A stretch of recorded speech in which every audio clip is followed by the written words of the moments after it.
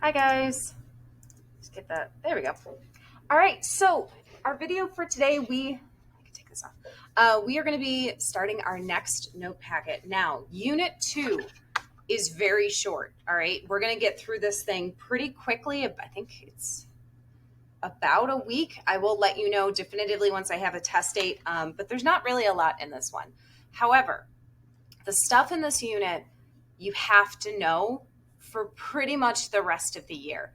Like this, it's atomic structure. What's in an atom? And we're going to be talking about those ideas literally for the rest of the year when we talk about bonding and we talk about reaction types and all that kind of good stuff.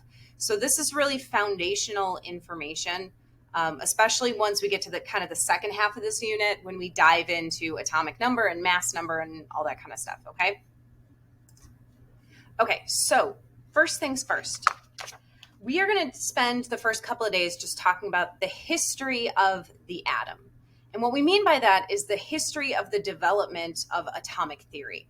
Like, when did we first, as humans, kind of figure this out? And the history is not all that old, really, in the grand scheme of all of human history, but it's an interesting story. So, to start, when we use the term atom, an atom is the smallest particle of an element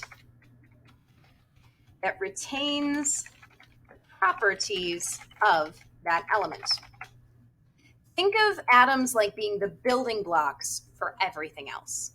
So let's just take gold for an example. Gold has some very particular properties to it, right? Like it has that very distinctive yellow color, it's very shiny. And those properties are true even when you get down to a single atom of gold, a single building block of gold, okay? Now, this first idea of atoms, that there was tiny little particles that make up everything, can actually be credited way back with our Greek philosopher Democritus in 400 BC. You do not need to memorize years, by the way. You should have a general idea of when in history some of these things happened, but I'm never going to ask you, like, in what year did John Dalton say, like, no. Anyway, Democritus, Greek philosopher.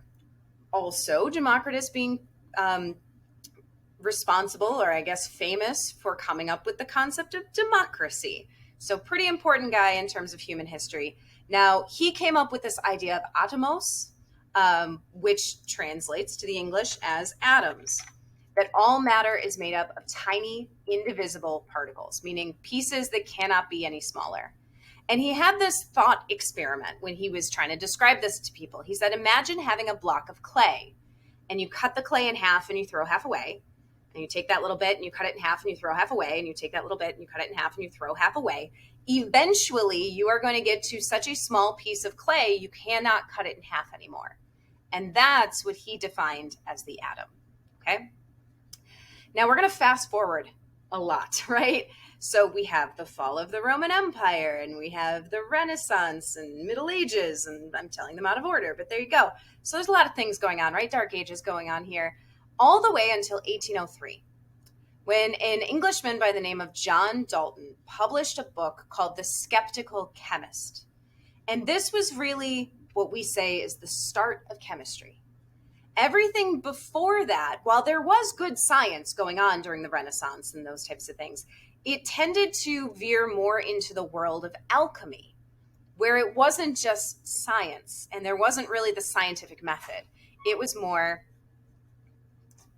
sorry, got interrupted. Anyway, where was I? Yes, alchemy. Alchemy is not pure science. Alchemy sort of veers into this world of like mysticism. So it's not just mix A with B, it's mix A with B under a full moon while, I don't know, chanting or something.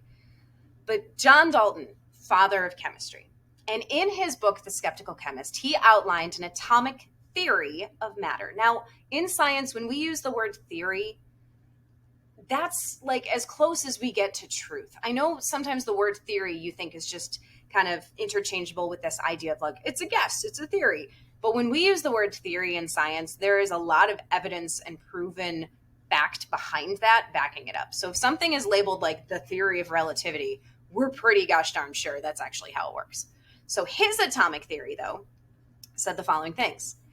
Elements, are made up of tiny indivisible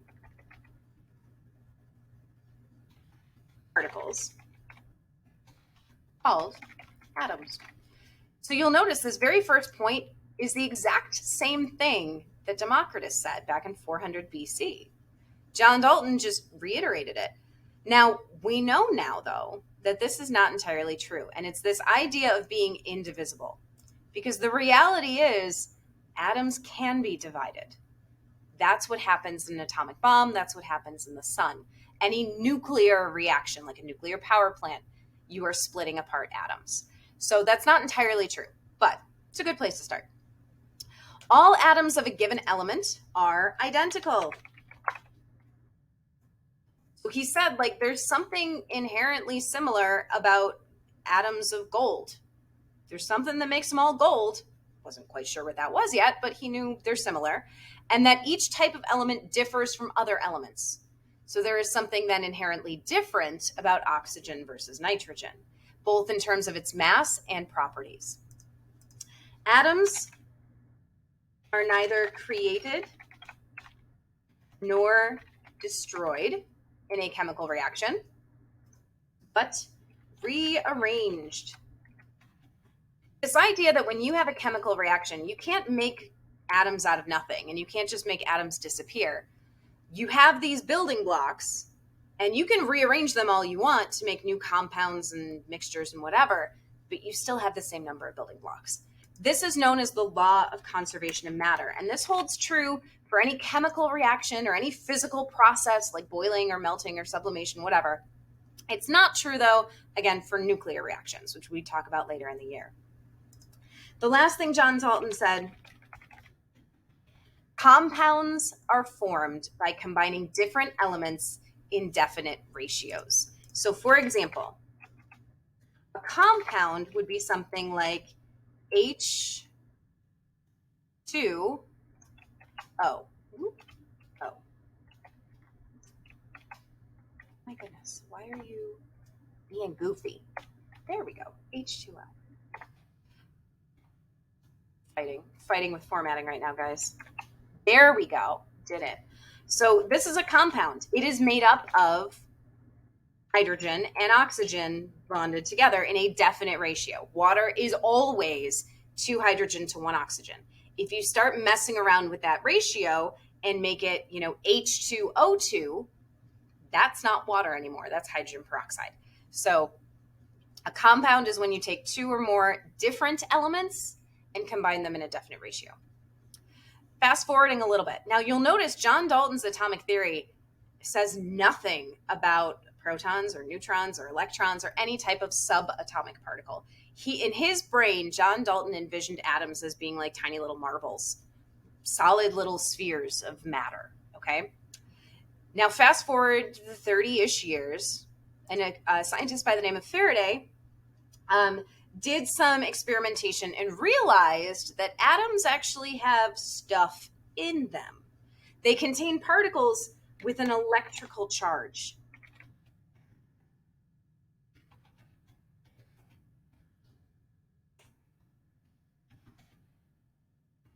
Particles inside an atom are known as subatomic particles. So when we talk about the stuff that makes up atoms, the protons, the neutrons, the electrons, those are known as subatomic particles. Okay? All right, fast forwarding to 1896. And I'm realizing that your version of the note packet doesn't have this diagram in it. Just a big blank spot, and I'm not quite sure how that happened. So here's what I'm going to do. I'm going to pause the video for you. Copy this diagram into your notes. Okay, it doesn't have to be pretty. But the thing to pay attention to is that this stream here is curving towards the positive plate. So I'm going to pause it, copy this down, and then I'll talk about what the heck's going on, okay? See you in a minute. Okay, welcome back. All right, so let's talk about this. Our next scientist that we're going to be discussing in 1896, he was a British scientist by the name of J.J. Thomson. And his contribution to the story is that he did an experiment known as the cathode ray experiment.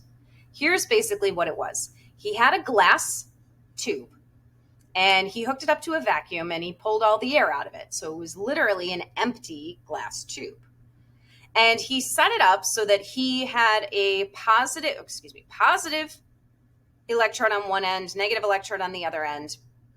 And when he ran electricity from one electrode to the other, a stream of particles started shooting across this tube. And when he brought magnets close to this tube, to this stream, these particles were attracted to the positive plate. Now think about what you know, right? You know that opposites attract. So what that tells us about these particles is that they are negatively charged. Now, through further experimentation, he was able to figure out that these particles are really, really, really, really, really small. Almost 2,000 times smaller than the smallest atom. So, to put the notes in here, the particles are deflected towards the positive plate. So, the atoms contain negatively charged, did I spell negatively? That looks weird. Negatively charged particles, which are our electrons. So Thomson's credit is that he discovered the electron. Now, he made an assumption, though, that, well, if there's electrons that are negative, there has to be positive stuff, too, because the overall atom is neutral, doesn't have a charge. So if I know there's negative stuff, there must also be positive stuff kind of balancing it out, okay? So he called this idea where there's negative and positive, he drew a picture of it that he referred to as the plum pudding model. Now, plum pudding, also known as figgy pudding, by the way, is basically like a fruit cake. It looks as gross as it sounds. It's like this super dense, moist bread thing with like nuts and fruit and raisins, and it looks like nasty fruitcake. But apparently it was super popular in the late 1800s in Britain. In certain Christmas carols, what's that Christmas carol? That one. I don't know the words. But there's a line in that Christmas carol where they refer to, please bring me some figgy pudding. That's another name for plum pudding. So there you go. Thing you learned today. British history of desserts. All right. Tangentially, I am obsessed with the Great British Bake Off. Like, obsessed with it. If you're not watching that, strongly recommend. Positive charged matter with negatively charged particles in it. And from this, again, I'm going to pause the video because I am recognizing that this picture is not in your note packet. So you're going to want to draw this in, is a picture of what his plum pudding model looks like, at least he thought, where you have this like positive pudding gook with negative electrons kind of sunk in it. So in his brain, he's like, oh, this looks like plum pudding. I personally prefer to think of this as the chocolate chip cookie model.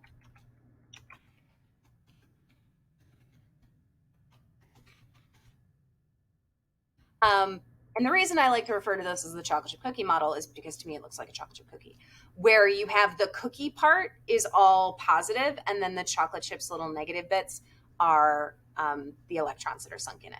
But again, there's some flaws with this. We know that the atom now actually has a nucleus. He didn't know about the nucleus. He didn't really know about protons. He didn't know about neutrons. All he knew was that there were negative electrons, so there must be positive something. Okay? Our last scientist that we're going to talk about today is Lord Ernest Rutherford, who I believe was from New Zealand. Pretty sure. He actually, however, studied in England. He worked in the same lab as Thomson, so he was very familiar with the cathode ray tube experiment. And in 1909, he did what's his famous experiment, which is the gold foil experiment. Now, let me add a few things to this picture here. What he had, ooh, that's weird. I don't know why my pictures all got goofy. Huh. Anyway, there should be this little black box thing.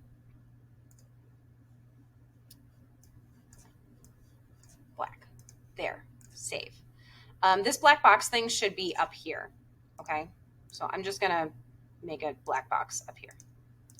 There we go. So this black box that's supposed to be up here is meant to represent a lead box with radioactive substance in it. Now, this is right around the same time. The turn of the century is when we first discovered radioactivity and this idea that there are certain substances that are shooting off radiation. Marie Curie and Pierre Curie were doing a lot of their experimentation around this time. Becquerel was doing some of his experimentation. So that people were just playing around with radioactivity at this point. So he had a lead box. He knew that lead could contain the radioactivity, and it would have a little like door on the side or a slot, something, where he could open this up. And when he would do that, the radiation, the radioactive particles, would come shooting out. Now, they're invisible. You can't really see them. But he would sort of have this stream of radioactive particles that he would shoot at an extremely thin sheet of gold foil. So he shot a beam of alpha. What that symbol is, that kind of looks like a cursive A. That's an alpha symbol. Alpha particles, which have a +2 charge, through thin gold foil. Now, most of the particles went straight through the gold foil. Like 99.9% of these particles went flying straight through the gold foil. And he surrounded this gold foil with a shield. A shield that had been treated with a compound so that when the radiation, when the alpha particles would hit the shield, it would make like a little spark and you could actually see it, okay? And most of the sparks were right behind the gold foil. Just to finish this off, this arrow is gold foil. Okay, so most of the particles went straight through, which told him something very important. It told him that most of the atom is actually empty space. Because if the plum pudding model, that chocolate chip cookie idea that Thomson talked about, if that were true, then,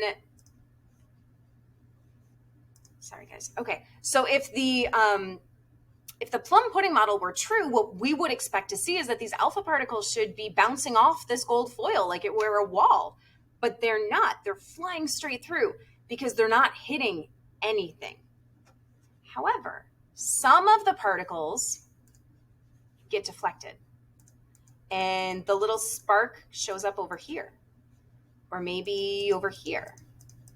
Some of them even bounce almost back the way they came and show up over here. Like a really, really, really small percentage. So some are deflected.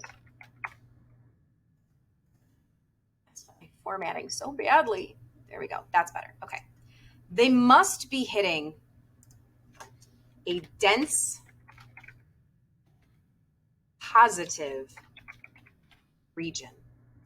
There's something in the middle of the atom that when these alpha particles are slamming into this something, they're getting deflected.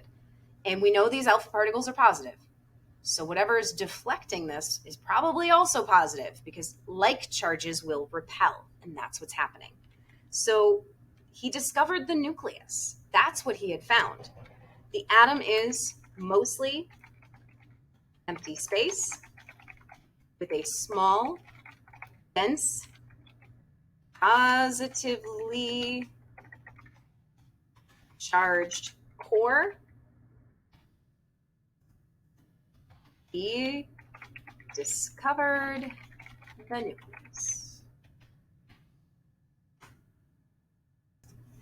So that's it for today. We will continue our topic about another scientist, Niels Bohr, in the next Edpuzzle video.